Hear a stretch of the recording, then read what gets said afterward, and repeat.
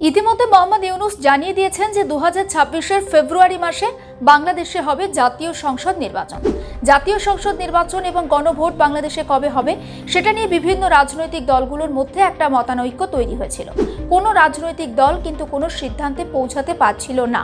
জামাতের তরফ থেকে বলা হচ্ছিল যে গণভোট হোক এই যে জাতীয় সংসদ নির্বাচন তার আগে। অন্যদিকে এনসিপি কি বলছিল?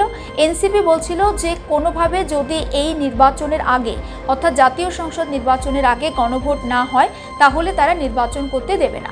আর বিএনপির দাবি ছিল যে জাতীয় সংসদ নির্বাচন এবং গণভোট যেন একই দিনে হয়। আর সেটা নিয়ে একটা টালবাহানা চলছিল।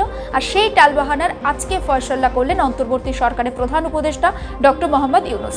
তিনি জানিয়ে দিলেন আগে পিছিয়ে নয়, গণভোট এবং নির্বাচন বাংলাদেশে একই দিনে অনুষ্ঠিত হবে। অর্থাৎ 2026 সালের ফেব্রুয়ারিতে বাংলাদেশের যেদিন নির্বাচনের দিন অর্থাৎ বাংলাদেশ নির্বাচন কমিশন যেদিন সেখানকার নির্বাচন ঘোষণা করবে সেদিন নির্বাচনের পাশাপাশি গণভোটও হবে পদ্মাপাড়ে।